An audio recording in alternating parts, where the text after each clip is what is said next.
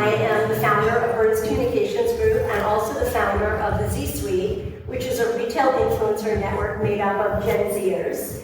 And basically we serve as a think tank for retailers and brands to better understand how Gen Z thinks, how they act, and at the end of our session, we're gonna open it up to a Q&A. So we speak at a lot of events. People want to talk to them all night long, but they'll be around.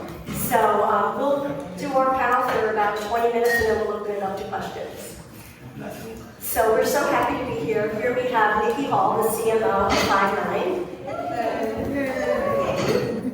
and Faye, and Mimi, and Sash. And they'll introduce themselves.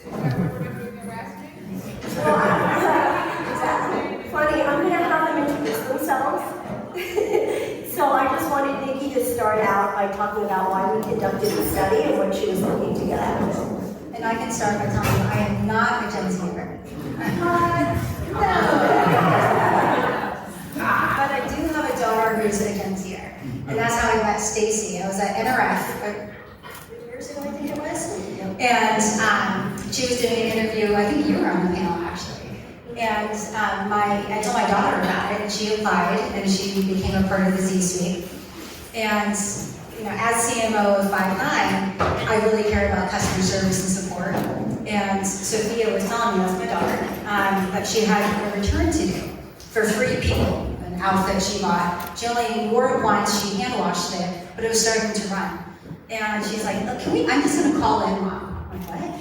You're a Gen Zer, you're gonna call in, you're gonna use voice? I thought it was all digital. So that prompted us to say, we should do a study and understand how Gen Z really want to interact with brands during service and support. And some of the findings will be pretty interesting. So what we did is, Niki was nice enough to give, I think 10 or 11 of our Z-Suite members about $250, and they were required to spend the money and return one thing online, and so we'll talk about that experience. And they had to document their experience with returning it or engaging with the brand. And then we also did a quantitative study with 1,000 Gen Zers and how they like to interact with the brand. Is it AI? Is it human? Etc. So with that, Faye is going to introduce herself. We're going to do brief introductions. Tell us your name, where you're from, if you're in school, or where you're working. Okay. Hi everyone, my name is Faye Shuai. I'm currently a senior at UPenn. I'm going back to L'Oreal full-time to do digital marketing post-grad, and I'm currently studying abroad in Paris. Been learning the language for about a decade now, but my family lives in Salt Lake City, Utah, with the mountains. Hi, I'm Amy Allen. I was born in Singapore and London, that's where I grew up. I now live in London full-time. And I work as an assistant operations manager for a food manufacturing facility. I'm Sash Shaban. I'm from Jordan, then moved to Atlanta for university, and now I work as a transfer pricing associate with BDO.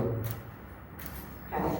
So one thing we've learned about Gen Z is that they are quick to cancel a brand when they're unhappy, but sometimes they become loyal to a brand because of their experience. And so I would love for each of you to talk about one bad experience where you walked away from a brand, or a great experience where you became loyal. Yeah. So take your pick, Faye. I'll talk about 2 great experiences actually. These are 2 brands that I've kind of grown up with for different reasons, one of them being Coach. My mom, growing up, has owned a lot of Coach items, and I would steal a lot of her little purses and bracelets from her closet because I wanted to be fashionable. But growing up, I also went on the Coach website a lot because I found a lot of stylish and affordable options, and there are a lot of gems on the outlet website. But I had ordered a wristlet set off the outlet website, actually from Paris, for my friend's birthday. And I was like, oh shoot, the package is already like in the process of getting processed and shipped and everything. Is the price tag and the receipt still gonna be in there? I was freaking out because I'm like, I don't want my friends to like freak out upon seeing like a receipt in there. So I actually pulled up a chatbot and I asked the virtual assistant, I was like, can you guys help me confirm if all the price tags and the receipts are going to be excluded from the package. And just from that interaction itself, they were able to confirm to me that yes, because the shipping address is different from my billing address, they automatically just exclude it. All price tags, all receipts from the package. And then later when I went to initiate a return, they had all of my information saved in the system. I never had to make a call. They also did a really good job distinguishing when I was speaking with a chatbot, like an AI chatbot, and when I was speaking with an actual representative on the chat system. And that was also a really smooth process, since they had all of my information connected to my account and I didn't have to take any extra steps. The second brand that I want to talk about is Lululemon. I'm a figure skater, so I've kind of grown up purchasing a lot of athletic wear from the brand. And recently I was looking for a new jacket, one for training at the rink and also doubling as a running jacket. But I was deciding between two different styles. And I knew that Lululemon had a chatbot, but I'd never used it before. So I pulled it up just out of curiosity, and to my surprise, there was a button for styling advice. And I was like, wow, I've never gotten styling advice before from a chatbot, but let's try it out, why not? And they actually pulled up a virtual representative. This was an actual human responding to everything that I was asking. But the interesting thing about it is that instead of having me pull up the chatbot on the website, the chat embedded itself into my iMessages, which I thought was the coolest thing, because I didn't have to keep the window open on the website. I could just respond to all the chatbot messages in my iMessages like a regular text, which I thought was really convenient.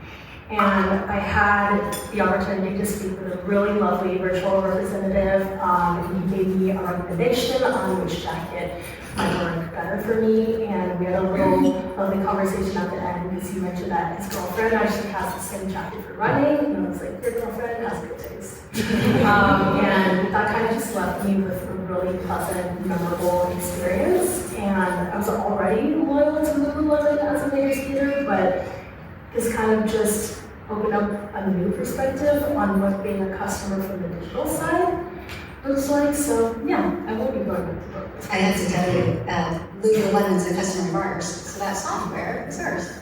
Oh, okay. I'm geeking out. Okay, me. So I grew up in Singapore where online shopping isn't a thing. Like, no one does it at all. So it's been a relatively new experience for me, especially now that I'm working, because I don't have time to go into a shop anymore.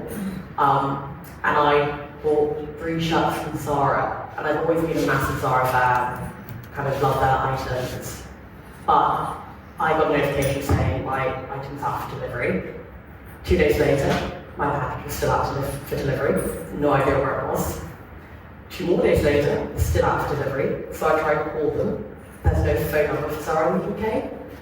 And I get talked to a chatbot, which keeps trying to take me to an FAQ page. Then every time I try and reload the conversation, it clears it. So I spent 3 hours trying to work out where my package was in the first place. And then my package arrives, they sent me the wrong items, and I have to send them back to get a return and a exchange. Took me another 3 hours when I sent my item back to get the correct item again. Made the world look better, huh? Took 2 weeks, literally 2 weeks, and I have only now got 2 of the right items. So I've always loved Zara, and I'm really struggling now to, I think, go back to them and be willing to spend money with them. But it's a massive conflict for me because I love Massimo Dutti, and they're owned by the same umbrella brand. But the experience I've had with Massimo has always been so much better. All of my returns have been super quick, their delivery is always really fast, and all of my exchanges with them throughout, I don't know, what the fabric's made of, what I'm getting, has always been so much better. But I think it's so interesting that 2 brands I've always loved who are owned by the same company. It's such a different experience. Not everyone uses the same technology. So the Ivy company right there, who's the CIO of the Ivy, they use all the same technology around their restaurant brands. And actually, you'll hear about it tomorrow. He's on general session. Niki, you also have a great experience with an airline that you told me about. I do. I have always loved Singapore Airlines. I mean, I grew up out there. One of my parents has lived there until I was 16, so I spent a lot of my holidays flying back and forth. And since COVID, I haven't been back. But I called them up a couple of weeks ago to try and book a flight to go back and surprise family. And when I called them, they still had all of my details on file. They knew whether I'd like to sit in the window or the aisle, kind of what time flights I used to always get. And it felt so nice to still be recognised by a brand, especially when, I was a kid flying back and forth, back and bus, but they still acknowledge, a returning customer. It's a great story. And I was always with them. So I love Essence. It's a retail department company based out of Montreal.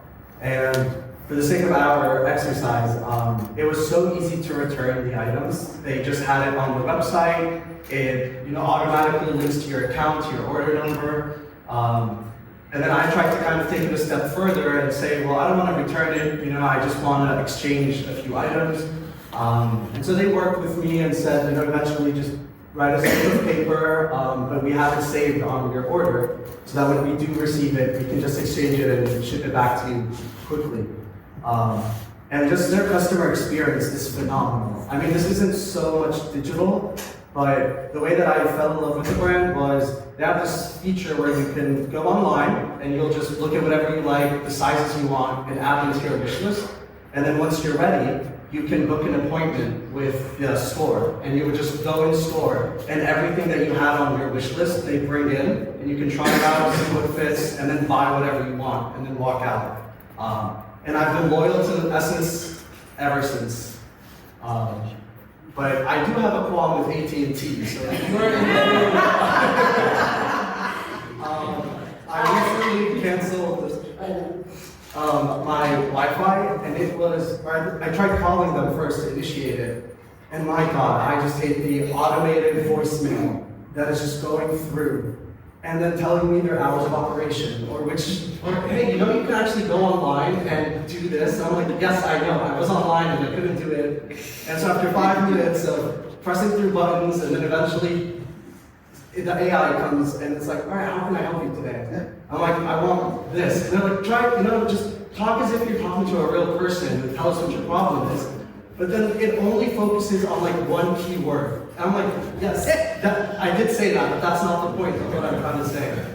And then after a minute of yelling at representative. That's what I do.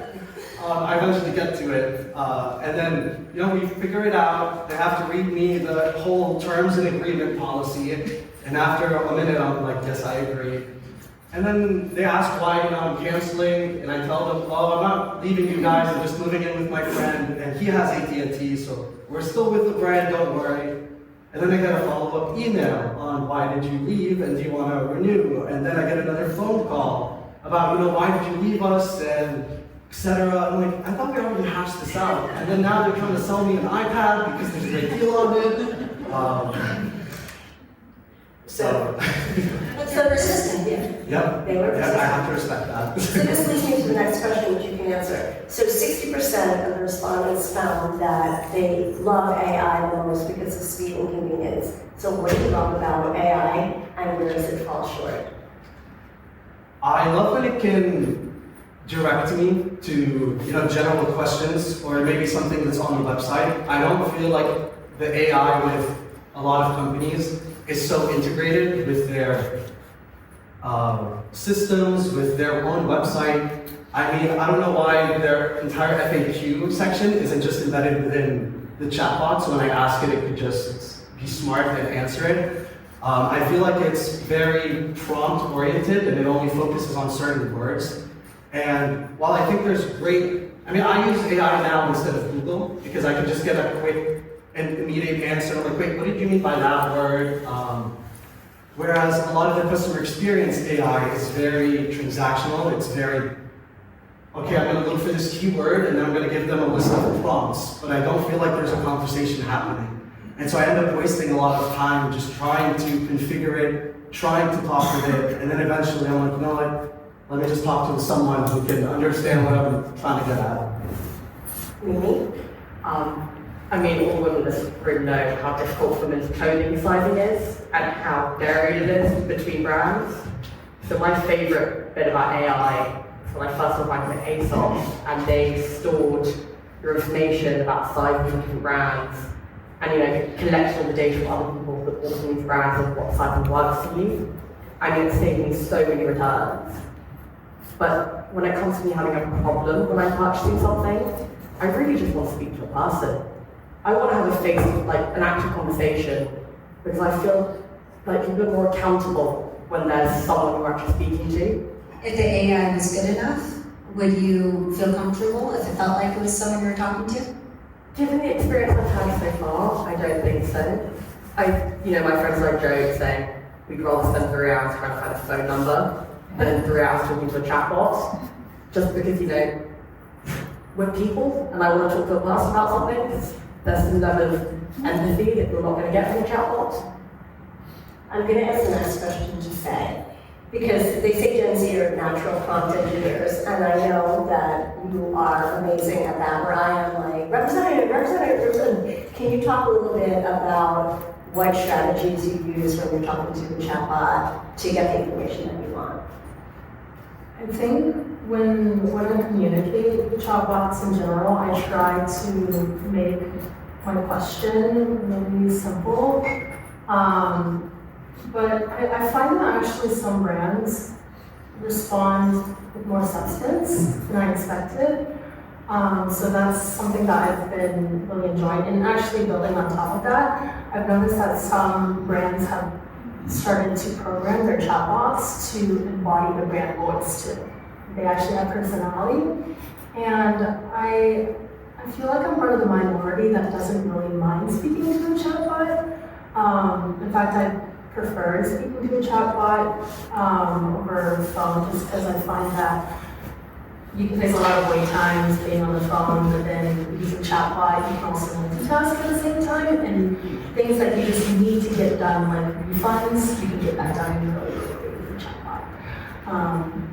And I know when you buy beauty products, you're excellent at talking about what kind of skin you have or what you're looking for. Yeah. And I feel like a lot of brands do understand that there needs to be chatbot and AI capability to process that information, what skin type you have, what's your purchase history, not only have all those silos and bits of information, but synthesize it. The one thing I haven't really seen is our brands that efficiently synthesize all that information. They're getting to it, they're pushing more products on the website or giving you more product recommendations more suited to the info that I fed to them, but they're not really synthesizing it to the extent that I'm looking for. I know I totally agree with you, but in my mind, when I've got a chatbot running, I can't really do that much. If I'm sat at my desk and I'm on hold at least customer service, I'm doing my emails, I'm kind of getting on with work, but with the chatbot, you can't close the browser, which I find really frustrating. But I see your point, and I have a lot of friends who do like a chatbot, and then I have a lot of friends who, we will spend 3 hours trying to find a phone number, and we'll keep it stored to collate it. But I've never really hacked the putting the right information, I think, to use a chatbot. I think it really depends on the chatbot. So what you were saying, about how you can just go into messages and you talk with the business profile, that's how I deal with Delta. And so they have an automated, here are the list of answers or prompts that you can select. So there's not a lot of configuration there. But I think with a lot of retail chatbots, it's more, as if you're talking to someone in a new language. So you're just using the very keywords, the big picture. Whereas kind of like ChatGPT, it's so easy to kind of work with and to start seeing where it's going wrong, what it's understanding, what it's not. So let's stay on airlines for a minute, because Niki and I both have airline stories. Mine is a negative Delta story. So I bought a business class ticket. They switched planes. They moved me to the back of the plane. I could not reach anyone. They would not move me. They would not refund my money. And so I bought a United business class ticket to LA, and the seats were nicer, and it was more comfortable, and the service was better. And I realized that I do not need to be a Platinum Delta member, and I think you have a similar experience. Yeah, I think that it comes down to everything I hear you guys saying. We're in a room of technologists, and it's on all of us to make sure we break down the data silos so we can provide the best experience possible. I know John from the Ivy will be talking about this tomorrow. Michael May over here from GFL, he's broken down tons of silos to give a good experience. My experience with you, I'm not going to say who it's from. I think I already said it. Oh, sorry. Sure you said it. Okay, well, they're not our customer of ours. So I was going to New York for Fashion Week, and I had an 8-hour meeting the next morning, and I took an 11 p.m. flight on a Sunday night because I wanted to spend as much time as I could with my family.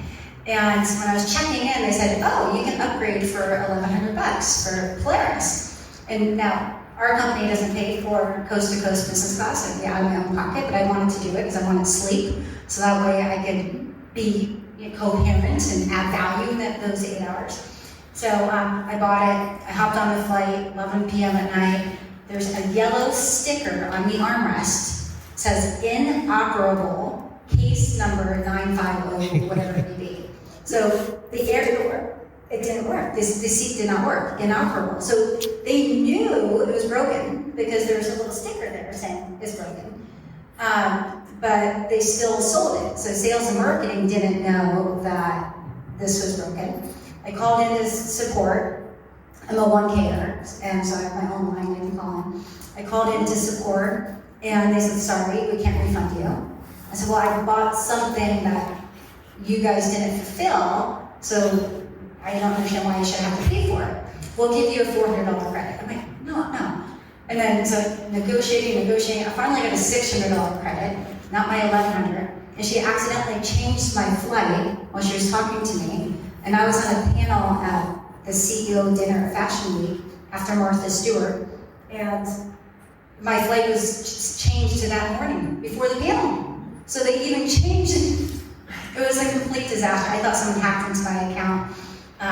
Anyhow, that service gone wrong. But if you can just have one platform, like Michael May at GFL, they've done this, and so is John at Ivy, where if every organization has data silos, and it's up to all of us to make sure there's a seamless connection of the knowledge, because as we know, all consumers just want to be known and treated well, or they're quick to switch. Even someone like Stacy, who's super loyal to Delta forever.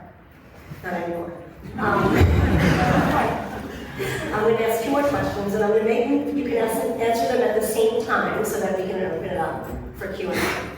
Would you buy an international plane ticket using a chatbot? Yes or no? Oh, well, that was easy. No. Okay. Niki, you talk about how the airline had all of your personal information, how helpful that was. What kind of personal information are you willing to share with the brand to get the best experience?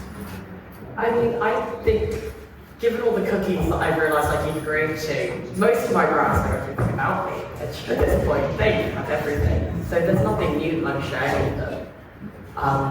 So if it's going to get me where I want to be and make my experience as smooth as possible, I share as much information as, I guess, is safe to share.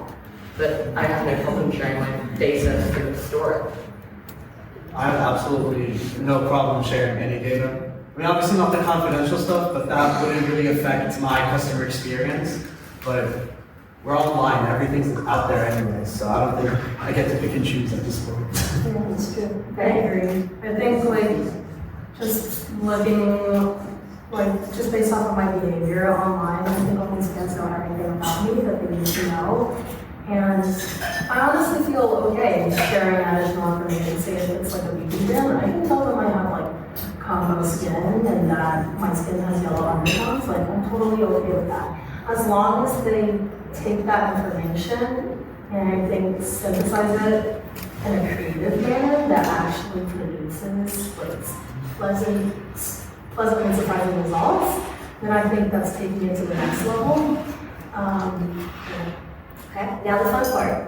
We're going to open it up for about 10 minutes of questions. So does anyone have, Kelly, right in the front. Let me steal your mic. Both of them. Yeah. Okay, this might be easy, and I know that this is actually a critical thing, but there's a lot of perspective about who you think you are. What do you think is the greatest misconception for you when people are looking at you as a generation? Things they say you are that you are like, no, I don't identify with that. You can go first. I think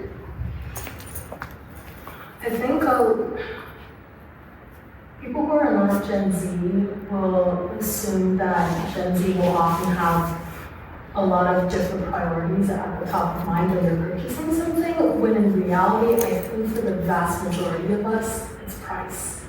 I think that's the one thing that a lot of people will underestimate, because the truth is a lot of us don't have full-time jobs yet. We're still in college, we're still getting our education, or we're getting our career just started. We don't have, I think, the capital and the finances yet to make huge purchases, but so we're always conscious of the prices on everything, and even further if we're getting the value that we're seeking for off that price. And Faye, you've said in the past that price trumps sustainability often. I think so, unfortunately. That's also very contrary to what people think. Okay, you guys know that way too? Yeah, I don't want to think free shipping makes a massive difference. The amount of times like I will collate orders with friends so we qualify for free shipping, because it's a cost. It's quite a large cost when you keep purchasing online after a while. It adds up. I just think there's a very big stereotype about who we are and what we are. We care about sustainability, we care about purpose and action. But in reality, just like any other generation, just like any other stereotypes, there are exceptions.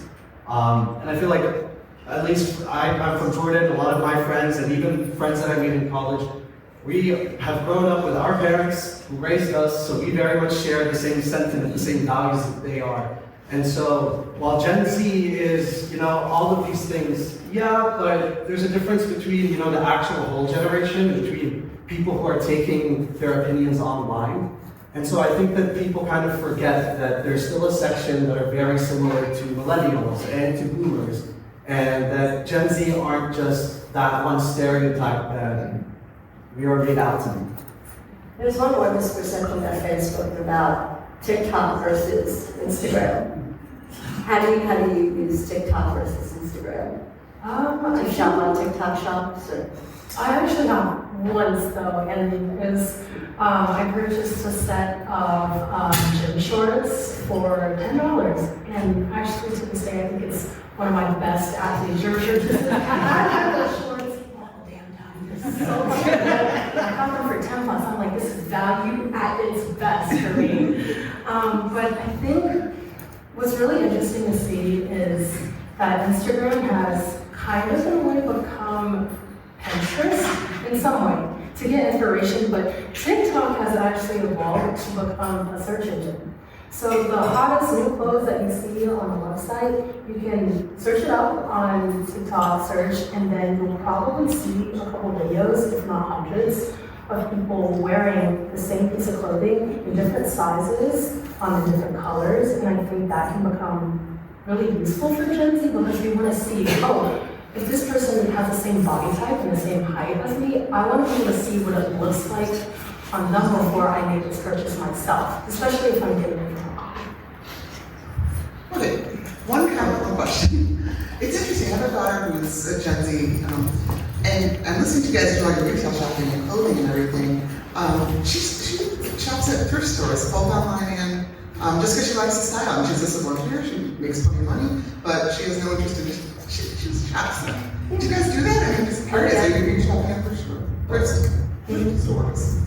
Yeah, I love the traffic shop. Alright. But I mean, as you came, like in London, there isn't really an online option for a lot of them. Yeah. I think the closest I get to, is a couple of vintage stores, Yeah. but they're incredibly overpriced sometimes. So if I'm going to do thrifting, I guess, it's a traffic shopping person.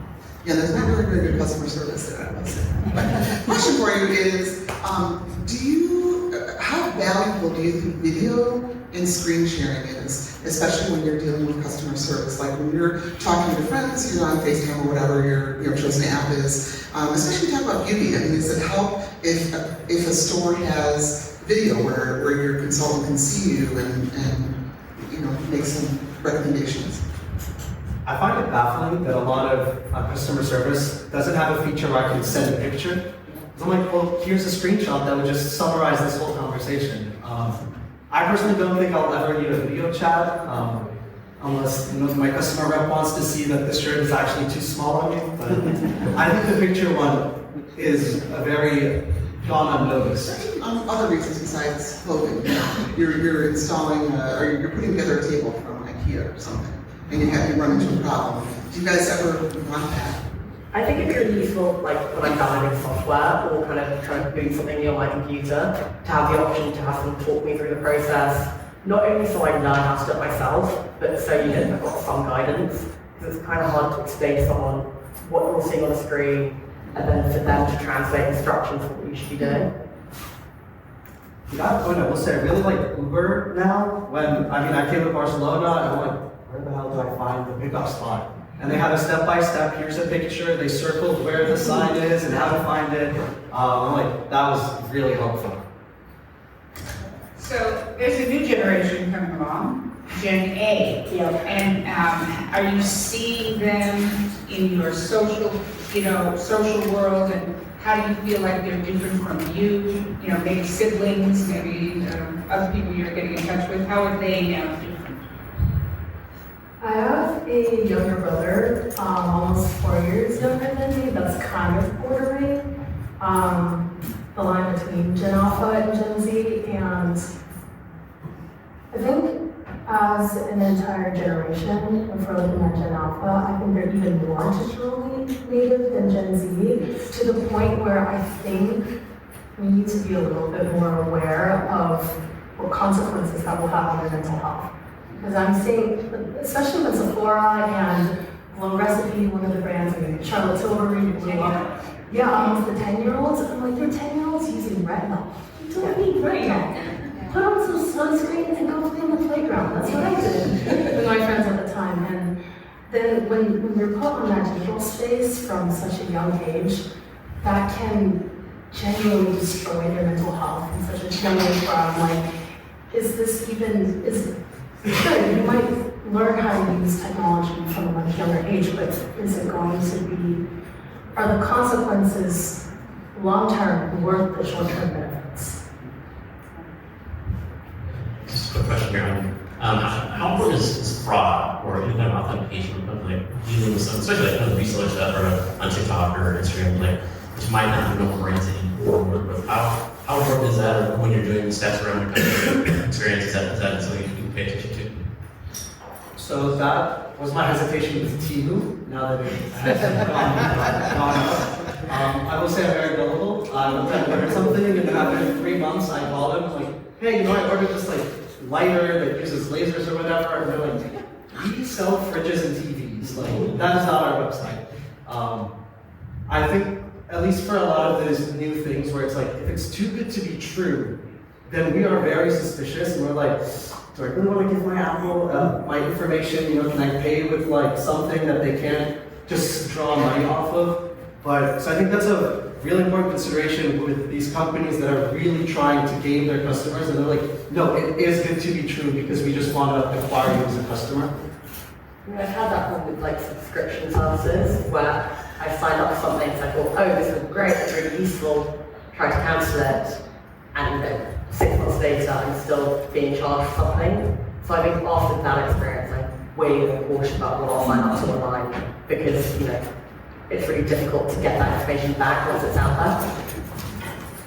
I think for myself, No, you can answer. okay. I think this is a really interesting space where TikTok can have such a positive side to it, because a lot of the items that I see are being sold on TikTok Shop. There are people commenting in the videos of people wearing these items, specifying what the material is like, does it look like the picture, how does it fit, does it run larger or smaller. You can see all these real-time, unbiased comments that are brutally honest about the product, that can easily tell you, oh, is this real? Is this worth making a purchase, or is it a load of BS?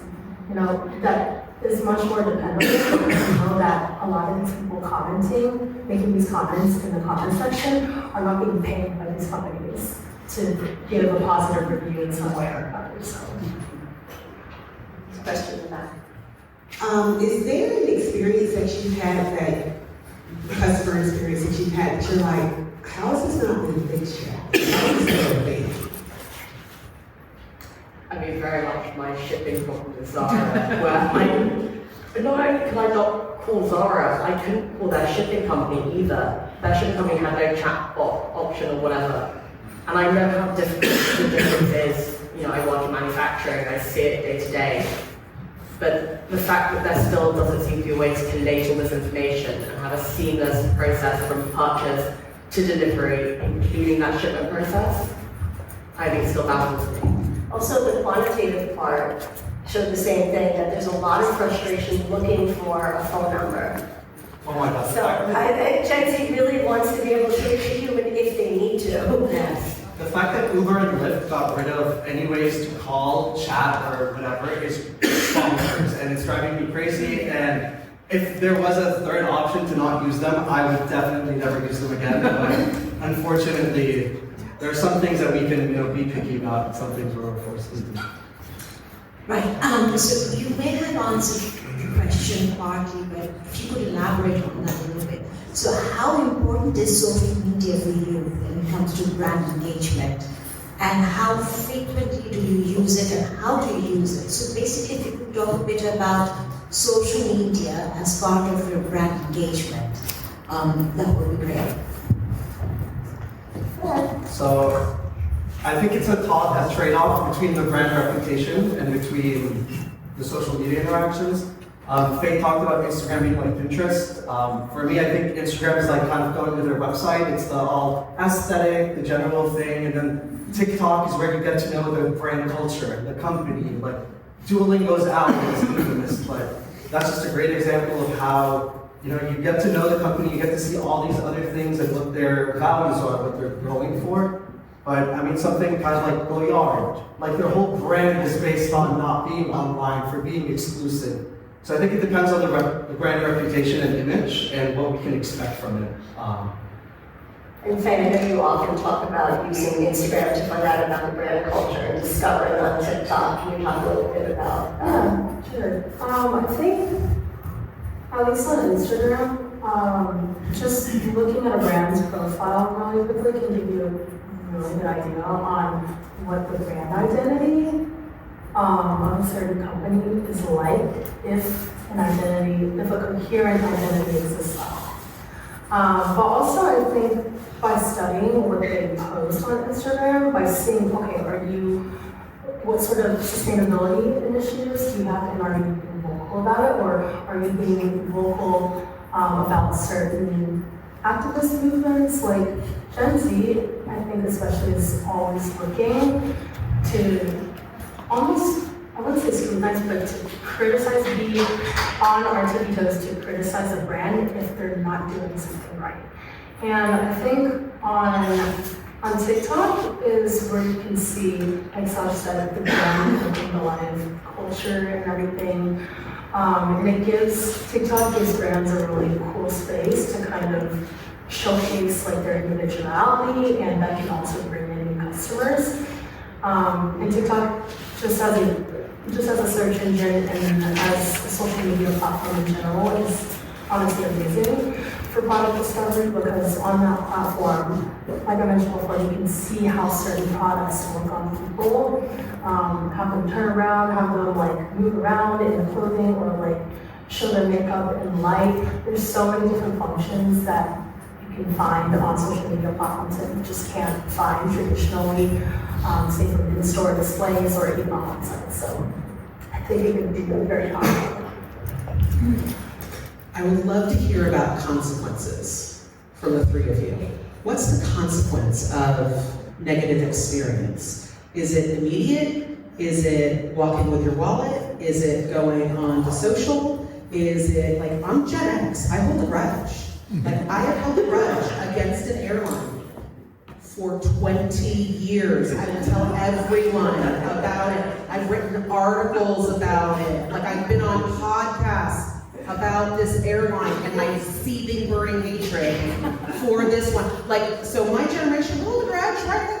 Like, we hold a grudge, right? Like, so when it comes to you guys though, because if price is a leading driver for a lot of your friends, for some, price can wipe away a grudge real fast. So what's the consequence of negative experience for you guys? And I would just add to that, because I'm Gen X too, and I wrote my first negative review ever. Talk about that with your reviews, because I know you're big on looking at reviews as well. The more money I spend on a product, the more quickly, The more seething rage. the more seething rage. So I now will never ever fly Lufthansa again, because I spent 48 hours flying for a weekend wedding, and it took me 2 days to try and get a refund. And I still didn't get a refund because I kept getting off from one department to another, to this, to that. So, for a flight and that kind of money, I expect better customer service. I mean, Zara, I think I'd go back to in-store because it's a kind of way up between how much I'm paying and therefore what I think the service should be. And the more money I'm spending, the bigger the consequences if they're not fulfilling that kind of need or promise. But if I'm the brand, if I'm Lufthansa, or if I'm Zara for that matter, is there something that I could be or should be looking for? Other than you're having a horrible 48 hours, I totally get that. I totally understand that one. But because it sounds like, a negative review, if that's coming in hot, is there any way to turn that around? Because I think one of the things that we tend to look at from an experience point of view is, yes, bad things are bound to happen, but how do we turn that around, and is there an opportunity to? I think it's a response time. Like, the quicker you respond to turn around bad review, the better your experience is, because you feel acknowledged. But after 2 days and you've not heard anything, don't feel like they're taking anything seriously, so you step away.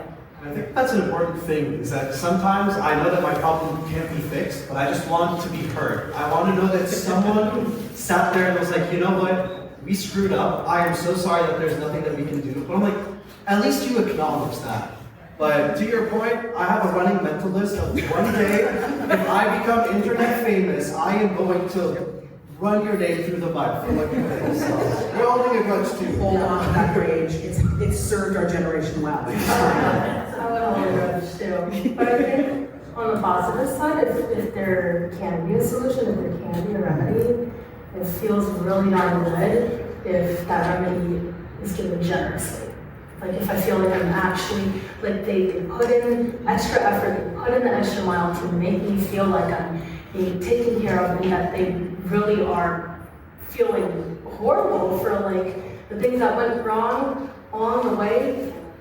Yeah, that they genuinely care. That can keep me from completely abandoning a brand and turning a blind side to it and never engaging with the brand ever. I think we can do one more question before cocktails, if anyone has one more.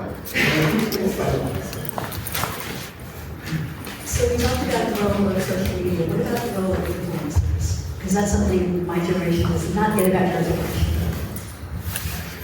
I think influencers can be, like I worked this past summer for L'Oreal on a team that dealt with influencer marketing, so I understand that the dollars that a lot of brands put into influencers is to get as much reach and as much knowledge about the brand as possible. But I think on the flip side, a lot of Gen Z notice when that marketing is coming from influencers, because say on TikTok, you can see that it's labeled like advertisement or like brand partner or something, and we're like, we just got paid to say all this. I need someone that's human and that's gonna give me the truth about something. Like, I can't, the main thing is I can't trust influencers because I know that what you're saying is getting backed by brand dollars. And there are people that are blindly following certain influencers.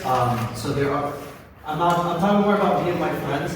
We use influencers as brand awareness. So, I've never heard of this brand before, but then let me see what they say about it. And then eventually, our purchasing decision is based on ration. And yes, we agree, we think this is a great product, we read the reviews, we did our research, but influencers help get that brand awareness out there.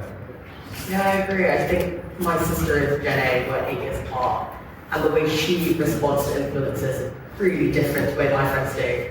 Because she will see something and go, oh, I have to buy it. Whereas all my friends like, research, what's the brand about, what are they charging, where's it from, give me background about what you're selling me. Well, thank you. Yeah. I don't know why, but do you see why we did this study? Thank you. You can see why we did this study. It's so fascinating. There's not a right or wrong answer, and it really just comes down to having the technology to enable folks like this, or us exes, to have the best experience possible. I think we all just want to be known, we want to be taken care of. Again, I keep going back to the Ivy collection. His story is amazing, and you'll hear it tomorrow. But that's why we did this study. When are we issuing the press release? I think after next week. Next week. So we'll make sure everyone gets a copy of it. Yeah, so tune in for that. Thank you. Thank you for your interest. Thank you.